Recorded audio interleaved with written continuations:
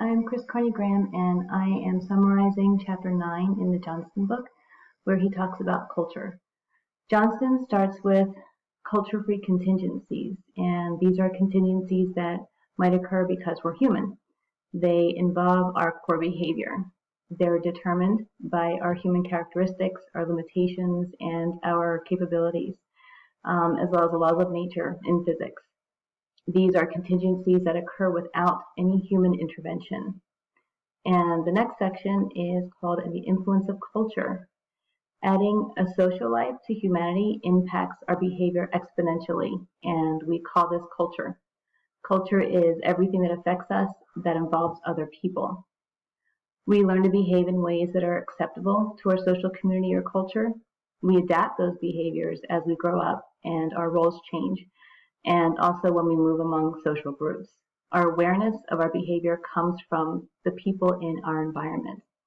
And this leads us to natural selection. Skinner says that there are three ways that natural selection affects behavior.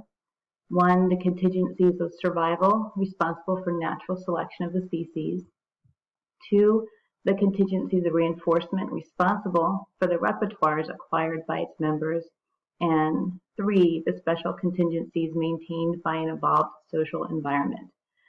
The third idea is the focus of this chapter, and it deals with the evolution of culture.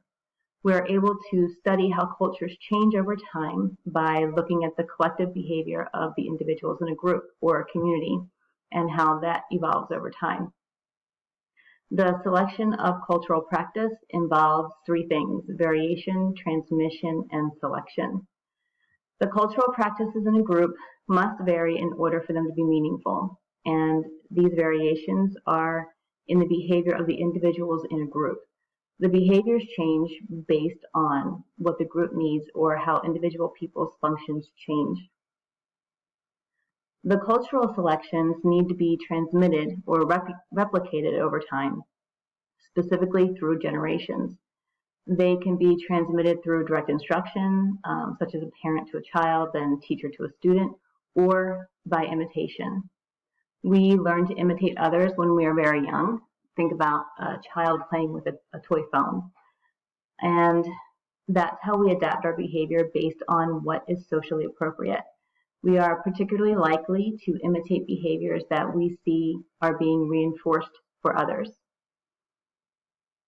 Cultural variations need to be selected if they're going to continue. For this to happen, there needs to be some amount of reinforcement for the people in the group. According to Johnston, we still need to figure out why some behaviors are more socially reinforcing than others.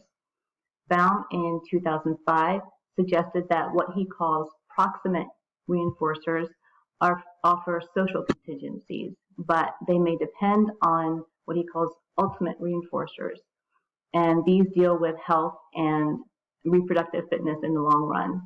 The example Johnston uses is a child being praised by a parent for throwing their trash in the can at a park.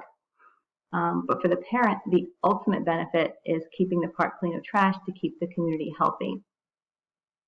And where can this lead? Is there a role for behavioral science? Johnston asks if the approaches that work so well to resolve behavioral challenges for individuals can work for the challenges within an entire culture. In order for change to be effective, it has to be shared by the group, acquired from their membership, and then transmitted from one member to another. This is only going to happen if those practices are found to be beneficial by the people in the group. Again, the example Johnston used to demonstrate this is prohibition. People didn't want to follow this law, and they didn't. All it did was force members of the culture to create inventive ways to break the law, and it ended up being repealed 13 years after it went into effect. Cultural practices change, and these changes can be studied. Another example Johnston uses is smoking. In 1950, it was culturally acceptable to smoke anywhere. You could smoke in restaurants, movie theaters, on airplanes, even in doctors' offices. And it was even encouraged by doctors. Today, it's illegal to smoke almost everywhere except your own home, and even that is discouraged. This change took almost 50 years to happen, and it wasn't planned. Planned attempts for cultural change happen all the time with new laws and regulations. Businesses need to create or modify cultures for their employees, and religious communities evolve in response to societal changes. Johnston talks about whether people's rights and values can be approached scientifically and used to create cultural change. Cultural practices are determined by what the people value and they believe they have the right to. Attempts to change this are sometimes going to be met with resistance. Johnston used obesity in our culture as an example and regulations that might be put in place to counteract the problem. But I feel like we can't talk about societal change in any respect without addressing what's happening in our culture right now and around the world right now. Inequality is a massive concern today, and it has existed for centuries. Of course, most people, sadly not all, understand that all people have the right to be treated equally, and societies have made significant strides in recent history, but confronting the implicit bias of people from all races, genders, orientations, and attempting to change behaviors that have been present throughout entire lifetimes has proven to be an enormous endeavor. Johnston asks if we can look at rights and values from a behavioral perspective.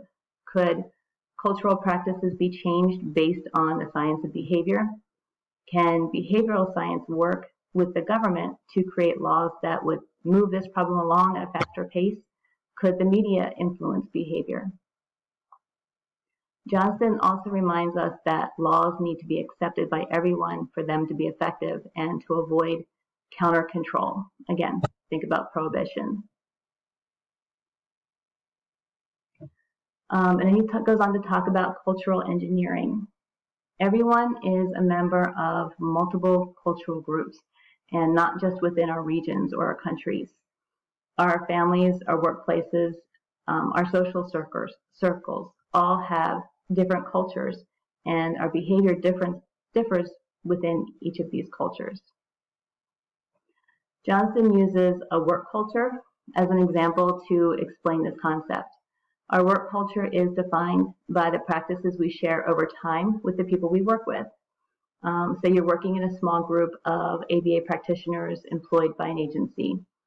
Practices that are important to you might include how the agency defines your responsibilities, scheduling, ethical standards, problem solving. The evolution of this workplace culture might stem from the agency's business model, work policies created by a board of directors, or their economic history. More social practices like how birthdays are celebrated might have been started by a previous employee. How would you engineer changes to your work culture?